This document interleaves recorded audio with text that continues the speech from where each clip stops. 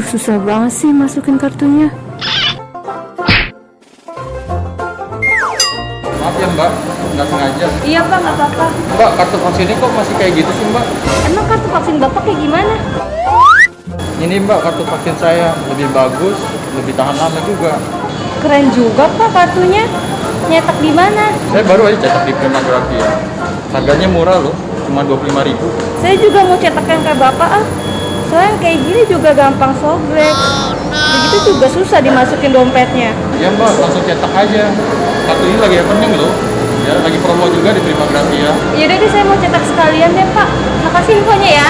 Ya mbak, sama-sama. Sekali lagi maaf ya.